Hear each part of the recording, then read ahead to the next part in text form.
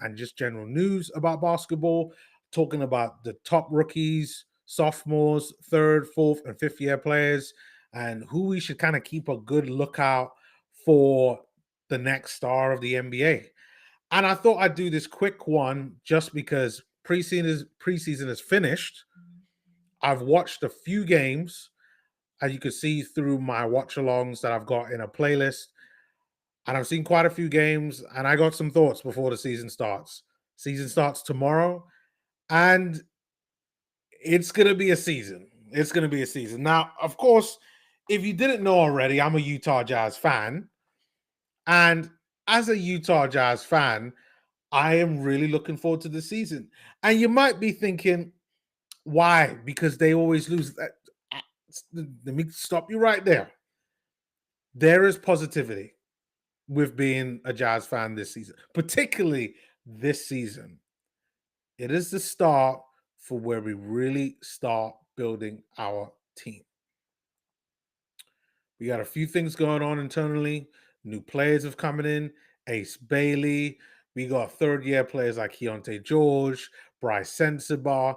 Second-year players in Isaiah Collier, Kyle Filipowski. We got kind of a quasi second-year player in Taylor Hendricks because he was out injured the whole of last season. So I don't really look at him as like a third-year player. He's really more like a second-year player. But even with that, with everything that's going on with the Jazz, it's not like we just play in isolation. We got other teams that are around us that we do need to watch out for, that we do need to be worried about. Teams that I saw this preseason that looked really good. You see the thumbnail there? That had Spurs, Rockets, and I believe I had, who else? Raptors. These are three teams that I was really impressed by. Really, really impressed by. And I think a lot of other teams were other fans, or at least were really impressed by them as well. So the biggest question of them all is, what does the preseason mean for the Jazz? And I'm going to answer it for you pretty simple. It means that this NBA season is going to be tough, from my perspective, from all the games that I've watched. Now, I haven't watched every single game, but I've watched a fair amount of games. Most of them I've done watch-alongs for that I've got on my channel. But there were a few of them, including some Golden State Lakers games that I just watched without doing a live stream for them. But I will be watching the Lakers Golden State game tomorrow at 8 p.m. Not able to watch that first one with OKC at 5:30 p.m., at least 5:30 p.m. my time here in Saskatchewan, here in Canada. But nevertheless, I will be watching a game tomorrow, as I think that let's see where the season go.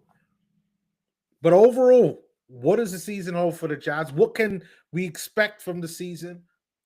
Can the Jazz surprise people this season? That's the real question. That's why I'm doing this. And the answer to that question is possibly. And I say it's possibly because there are lots of good things that's going on with the Jazz this season so far. Some of them I've already named for you, the players, where we are in terms of our development. But then again, looking at what other teams are doing, it does make things difficult.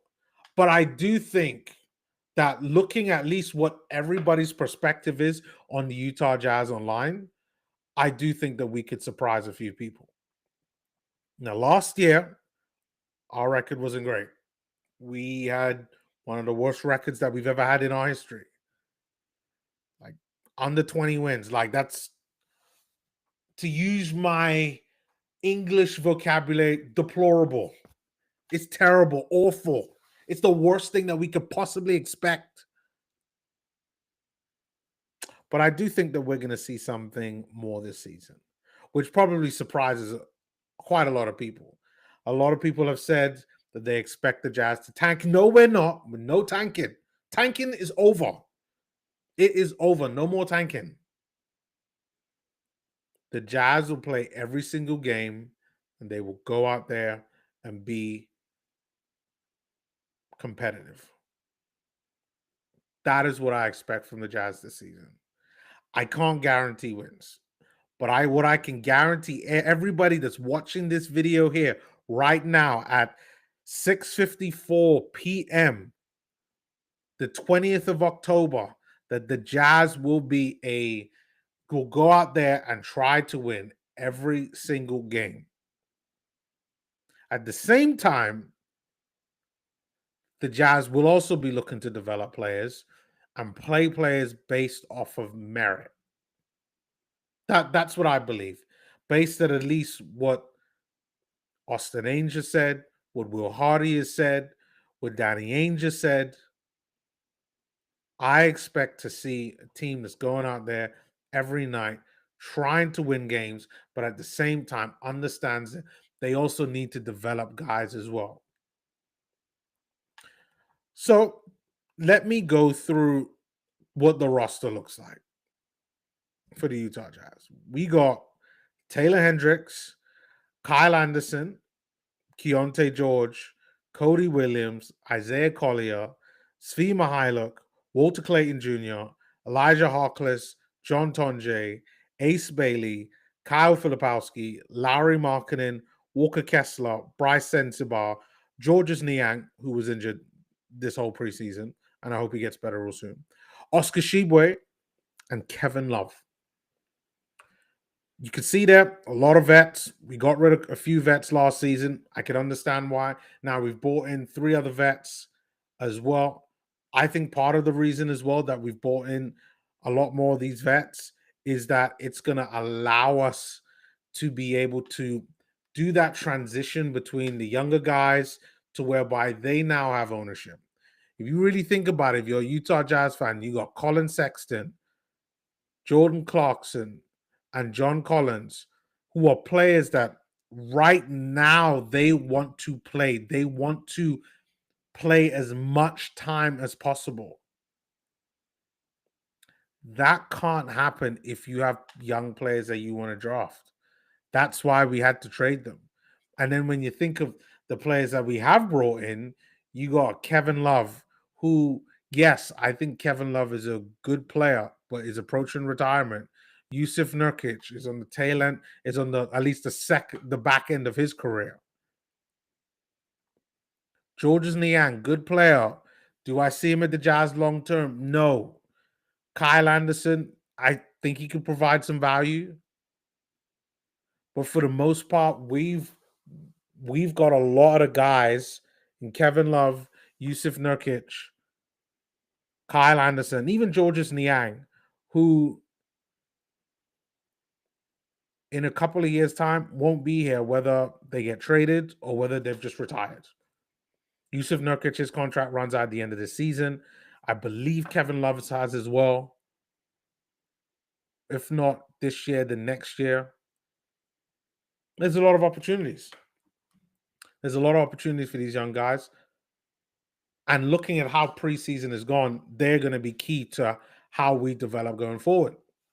They're going to be key to pulling off the surprise and to show people what the Jazz can really do. Because it won't just be the young guys just playing. It will be a mixture of young, old, and guys who can play on merit. And that's what you're going to see from the Jazz this season. Now, looking at preseason on how things have gone, I thought I would look at some of the stats on how they've gone. I'm not going to use my dashboard for this session that I built via Power BI, only just because I don't track preseason stats. I only focus on the regular season. So as we start getting into the first couple of weeks, then I'll start updating the data with some of the new stats for the starting season. And then we can start really using the dashboard week in, week out, and really kind of take things on from there on. So now I'm just going to use standard stats that are on the NBA website and other websites as well. So let me share my screen and then I can take you all on this journey to looking at what I think the Jazz can do. Okay. Where do we go from there? Okay. There we go. All right.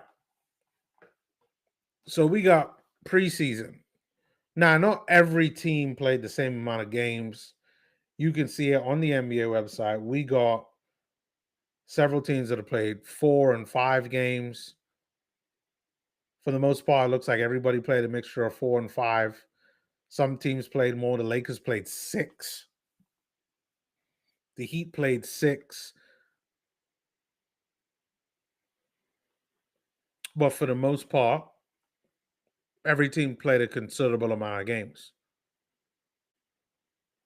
Now, where is my Utah Jazz? I knew they were here somewhere. Why am I so blind? All right, so we got the Utah Jazz here. 1 win, and that was only from the last game that we played that we managed to get that 1 win. What game was that?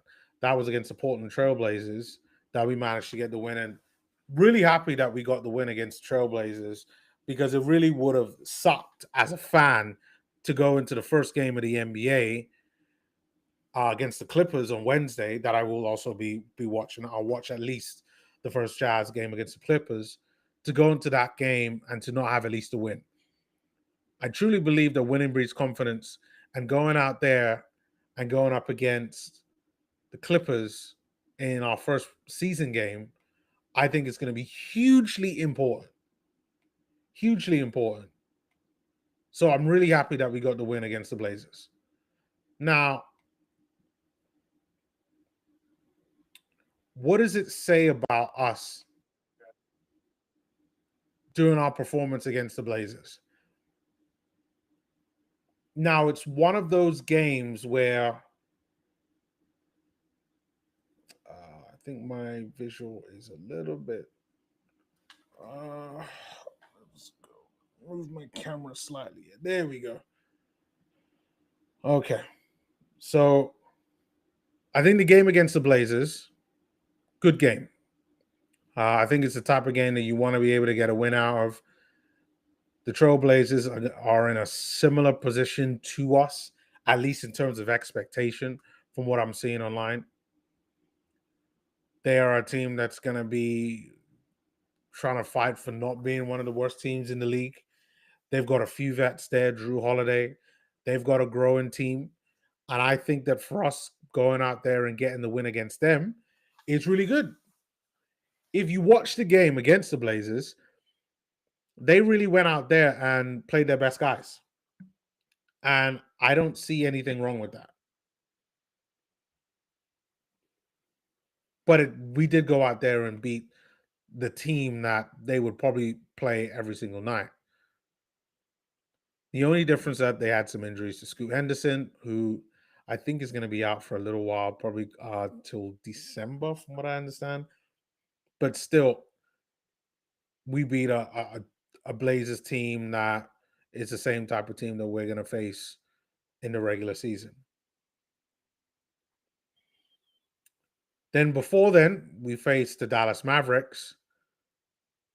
We went up against a Mavericks team that basically played, I would say, at least for the first 20 minutes, the starting 5 that you really would expect to play in the NBA.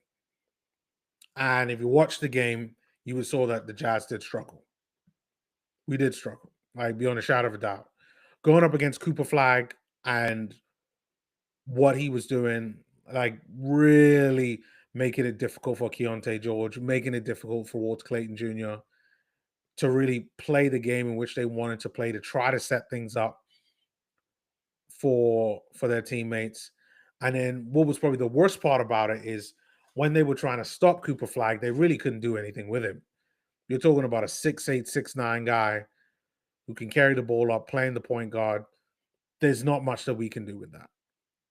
We could have played Bryce Sensabaugh at the point, and we still would have had issues. Bryce is only about 6'6". I believe Cooper Flag is about 6'8". So that was a tough game. Really, really, really tough game. Then before that, we had the San Antonio Spurs, which is a very good competitive game.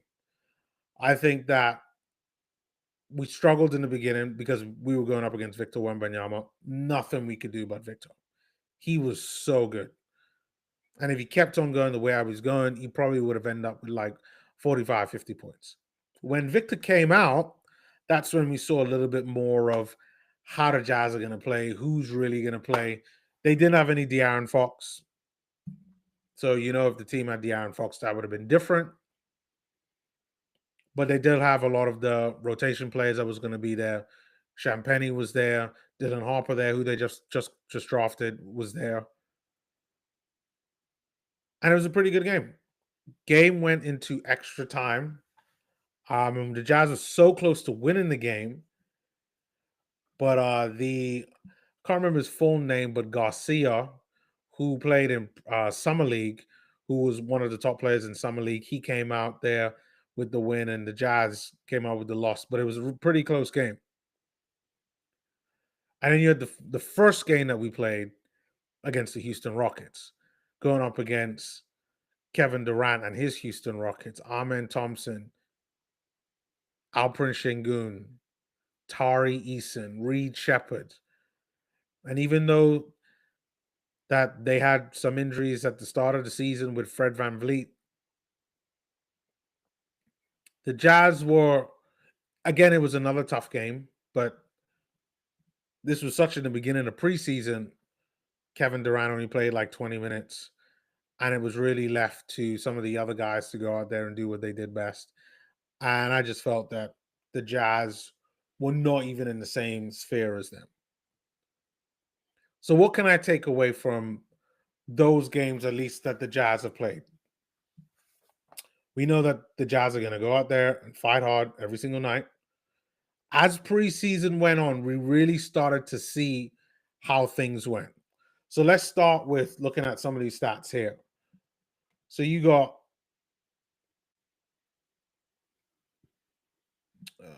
hold on. So we got points wise. I know it's kind of difficult to see, but like, you know what? Let me zoom out. Maybe this will help. Your win percentage wasn't great.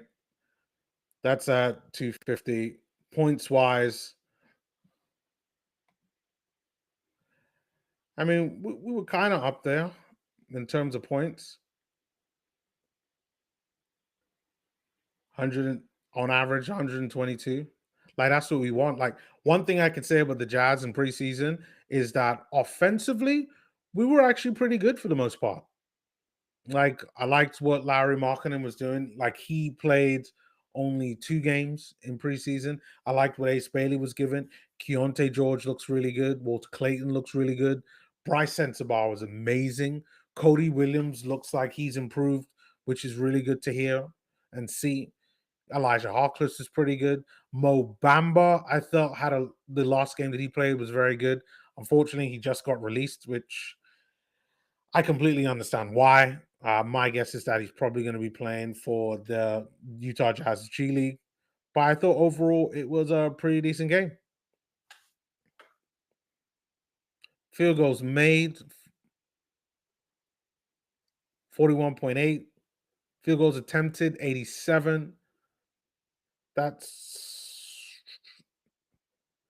doesn't look too high. Yeah, that's probably not that high. Not that high. Field goal percentage could be better, but still pretty decent. So overall, I think the Jazz had a pretty decent preseason. This win percentage, I could probably see that by the end of the season. I could see the Jazz getting around 25 wins this season, more than last season. And that's what you want. That's all you can do. Take it baby steps, step by step, and then we could kind of move on from there. What else can we get from going into the season? Yusuf Nurkic and the chemistry that he has with Ace Bailey, the chemistry he has with Bryce Sensabaugh, Walter Clayton, and Keontae George. When he is playing, That's something that I really loved about preseason. Seeing the interaction between them, seeing how they play. I heard in the press conference that Ace Bailey and was getting used to the way Yusuf Nurkic was playing, getting used to some of the passes that he was making. And we really saw that in preseason. And I expect to see a lot more of that in the regular season. And it won't just be Ace Bailey. It's going to be Bryce there as well. Filipowski, like I haven't mentioned too much about him.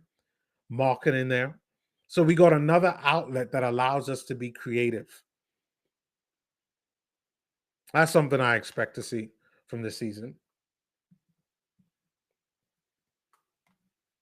In the last game, we had Walker Kessler at the 5, Filipowski at the 4, Larry Markkinen at the 3, with Bryce at the 2, I believe, and Keontae George at the 1. That's the type of lineup I expect to see this season, especially with Isaiah Collier being out injured. And I'm not sure when he's going to be back, but he's going to need some time to get back up to speed. Didn't have a great summer league and wasn't training in training camp, and obviously wasn't in preseason. So Keontae George and Walter Clayton Jr. are going to be the ones carrying the point guard mantle until he's up and running, and then he can be able to come in there and get some, to be able to get some time.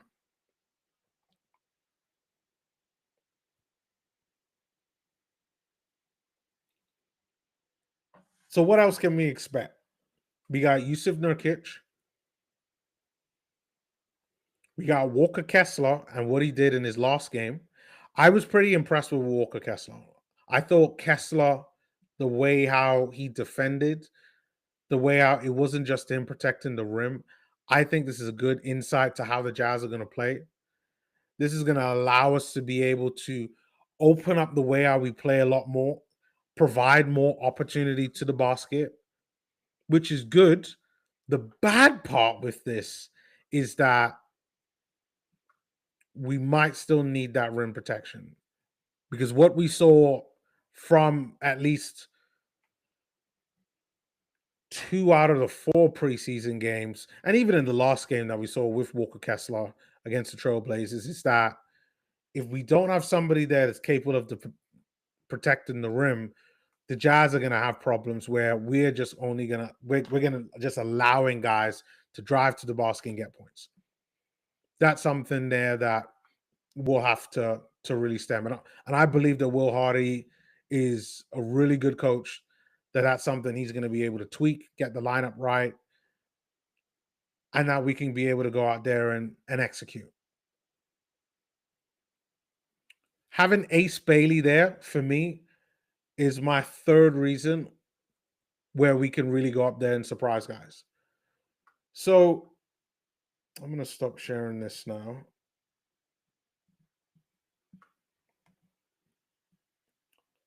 So what we have here is that Ace Bailey played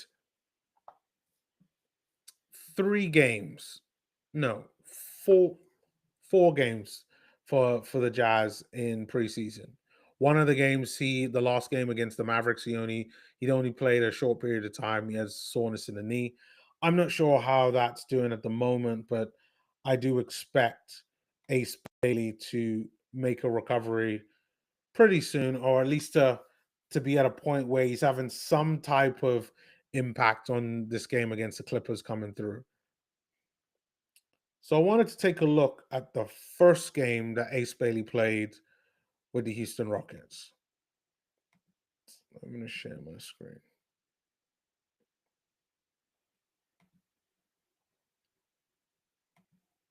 Give me 1 sec.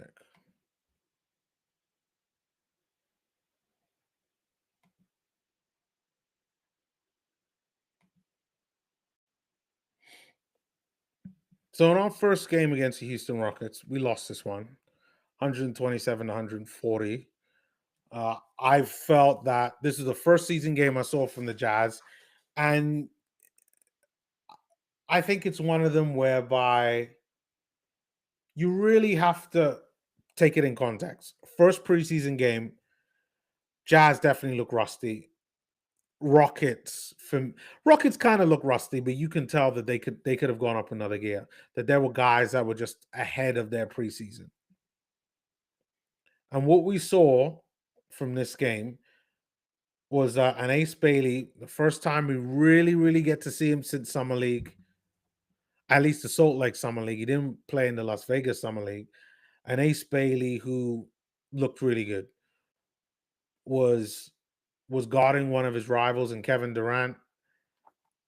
Thought did a pretty decent job for the most part. 25 points in that game, was one of the best players that played in that game. I think when I did in my watch along, I think I had either Ace Bailey or Yusuf Nurkic was the player of the game, but I was really impressed by what he was doing in his first game. I think I gave it to Ace. I think I gave Ace a 9.5 because of the context that this was his first game since the Salt Lake Summer League and he didn't play in Vegas. He gave us 25 points, 6 rebounds, 3 assists, and he was a really good player. Really good in this game. This interaction between him and Nurkic, I thought was pivotal to him just being free to score. It was a game where Will Hardy didn't really play him as much in the three, but played him in the two. And I think the real reason for that is just to simplify his game. He doesn't quite have an NBA body as of yet.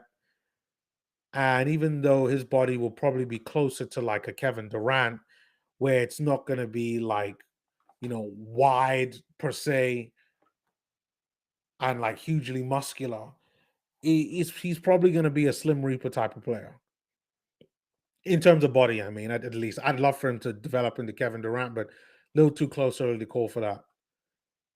Defensively, was able to get on the boards, got rebounds, got a couple steals as well. Just a really good overall performance from Ace Bailey in that game. Then, let me share my screen on this one.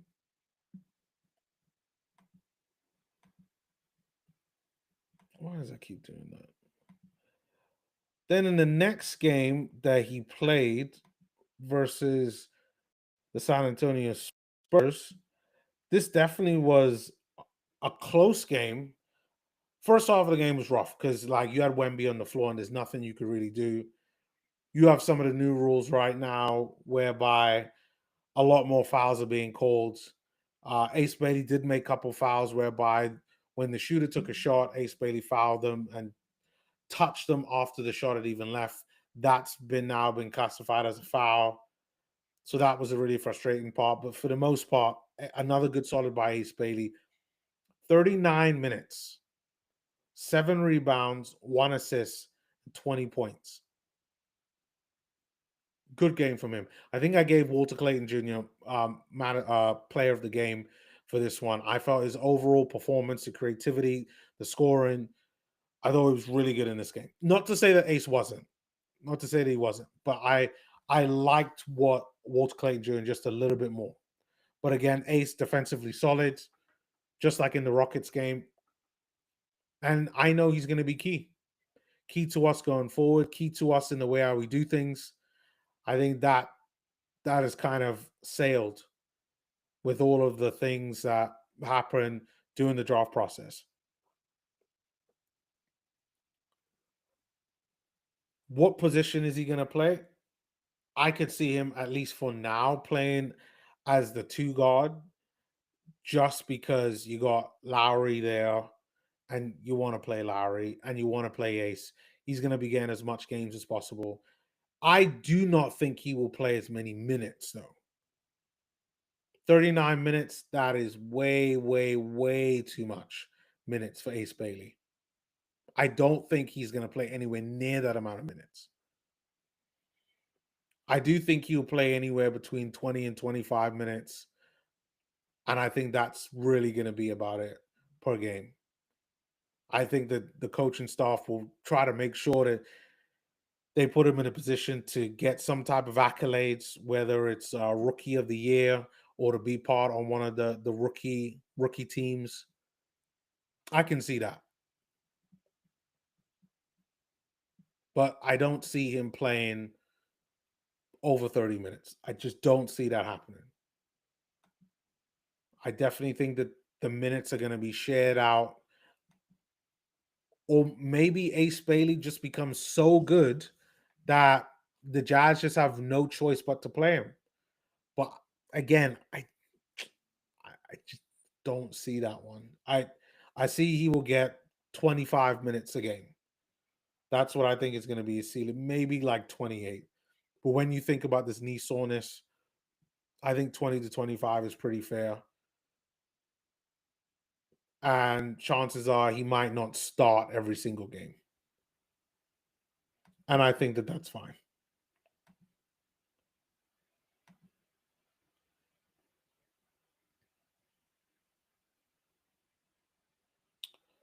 Then what could surprise the Jazz, or at least what could surprise people about the Jazz this season, besides Nurkic showing that he can be real value for the Jazz, Ace Bailey, is just some of the development from the guys, just natural development. Bryce Sensabaugh looks like he is a really, really, really good player. Got to work on the defense. I will say that. Bryce Sensabaugh, yeah, he's got some stuff to do there. But I do think that Bryce offensively is a monster. Shoot his 3-point percentage last season was what, 44%. I think only Kevin Durant had a better 3-point percentage than him. Even preseason, like he was the Jazz best player for 3-pointers. He's a player that for me should be part of the core part of the team. He's a player that can really go out there and show people that there's more on what the Jazz can do.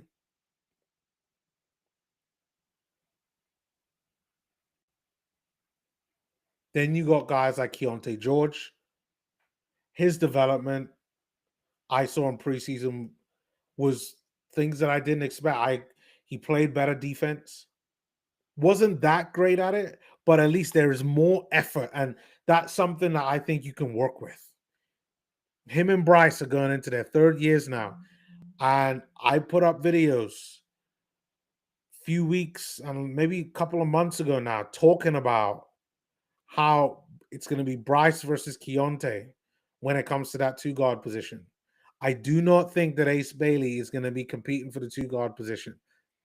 I do think that Ace Bailey will be played there in the two guard position because of his length.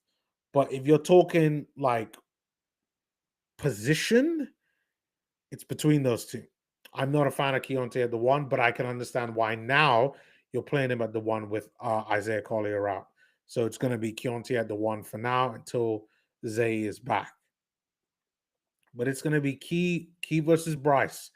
And I can see competition is great. And I think either way, as Jazz fans, we are going to be the ones that benefit from it the most. We got Cody Williams. Big surprise for me. First game that he played against the Rockets, more of what we saw from last season. Borderline awful. The second game he played, though, against San Antonio, very good. Very good game. A lot more visible. Took shots. Was exactly what we want from Cody. Now, even though I don't think he plays as a number 7 pick, I definitely think that he's still a player that's improving and still a player that showed me and showed other Jazz fans that, hey, there still could be a player in there. Maybe we shouldn't give up just yet. That's what we have the opportunity to show all these other teams and other fans of other teams what we can do this season. So I definitely think we will see a different Cody this season for sure. If Cody does not improve on last season, he will be gone for sure. I can be on the shadow of a doubt he will be gone because 4 points in 20 minutes on average last season, you can't do any worse than that. So Cody's on the up. I'll say that. The development of Kyle Filipowski. Now, I will say this about Kyle Filipowski in that Kyle, like Isaiah Collier, was injured, had some problems, didn't wasn't part of training camp, wasn't part of most of the preseason that the Jazz have, but he did play the Jazz's final game with Walker Kessler. He did look rough, in my opinion. This was not the Kyle Filipowski from Summer League. Now, given a few more games, flip Kyle Filipowski, he can be exactly what we want him to be and what we need. Now, I don't look at him as a 5. I don't think he's a center. I think he's a 4, and I think he has to be a 4 just because, again, like I keep saying it, short arms, just doesn't have the reach to be able to defend against other centers that are the 7-footers. We play him at the 4. He's going to be around guys that are probably a little bit shorter than him, around the same wingspan, and I can contend with that. He still has to do work on the defensive side, but if he shows anything like what he did at Summer League, woof, I'm telling you, NBA better watch out. We would have another Lowry Markkanen type of player, a big guy that can go out there and create for other people, that can shoot the 3 and has a mid-range game. That's what Kyle Filipowski gives us. Now, I've done videos leading up to the season talking about second season, so that's kind of going to go against him. Second seasons tend to be a little bit rough for players.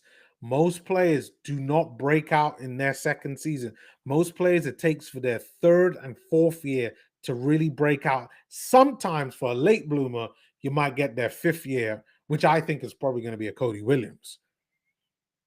So that's what Kyle Filipowski has in order. So I do hope, fingers crossed, toes are crossed all for Kyle Filipowski. I really am wishing the guy goes out there and shows what he can do. Walter Clayton Jr. is someone we got to watch out for, that I think that will show everybody else what he can really do.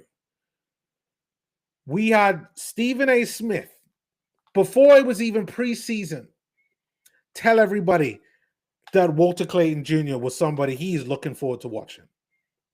And as we saw in preseason, we can see the reason why. Like, come on. If you look at Walter Clayton, just this game alone against San Antonio, what I got on screen, 34 minutes, 5 rebounds, 5 assists, 20 points. This is what we want from Walter Clayton Jr. every single game. 20 points, a handful of assists, a handful of rebounds. If he can throw a couple steals into there, he'd be good. He'd be good. As much as I like Isaiah Collier, Walter Clayton Jr., if he produces like that, will probably get the starting point guard position. Again, he's got to get used to the pace of the game, got to work on the defensive side of the game, but he's a player that we want. He's a player that we want to see, and I look forward to it. I really look forward to seeing what he can do this season. Then you got Lowry Markkanen, and you might be saying, hold on, how are you talking about Lowry when you only talk about guys in their first 5 years? But hear this. We all know what was happening last season with the Utah Jazz. They're a team that prioritized tanking, unfortunately.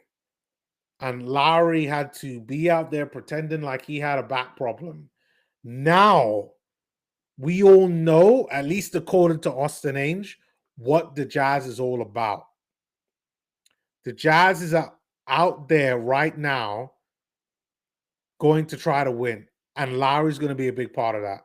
And if you saw him at Eurobasket, which I did, I watched quite a lot of the Finland games.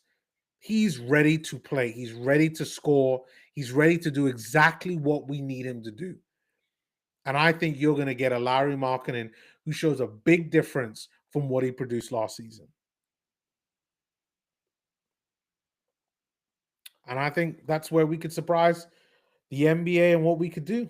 So I definitely think the surprise is development of players, Ace Bailey, Yusuf Nurkic are going to be key. And overall, the vets and what they bring to this team.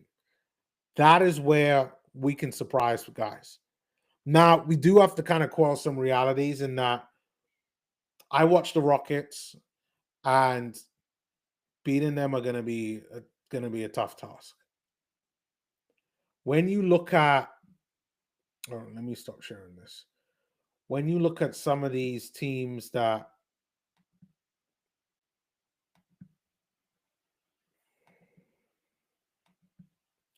let me share this on the screen here. When you look at some of these other teams that played, like we got the Clippers next. They had a really good preseason. Like everybody's talked about, like Clippers look good. Like they're going to be a tough team on Wednesday. Spurs look good. We know about them. Detroit, I didn't watch any of their games. Pelicans actually look pretty decent. If Zion could stay healthy, that'll be interesting. Nets, they're kind of in the same position as us. Probably worse, in my opinion. But I haven't seen too much of them. Timberwolves, haven't seen much of them. Same thing there with the Kings and the Bulls. But if you had to factor in how teams have performed last season, it's still going to be a tough game, tough time for the Jazz. And there are teams that we definitely shouldn't underestimate. I think Toronto was one that I saw from preseason. You definitely shouldn't underestimate them. Though they have a style of play, offense and defense. And even though offensively, when I saw them play against the Wizards, that I felt like that was an area that they needed to improve. I definitely think that they're a team that you just cannot underestimate. Like they have all the tools to be able to go out there and be competitive and make it to the playoffs for sure. And especially since they're on the East Coast, they can do it. So I don't think that the Jazz are on that kind of level. But I do think that the Jazz could surprise people and make an improvement on last season, which at least from the general consensus from what I've seen, everybody has the Jazz as being another tanking season. And I can tell you it is not going to be another tanking season. It is a season for development. It is a season for progress. It is a season where the Jazz take another step forward to get back into the playoffs.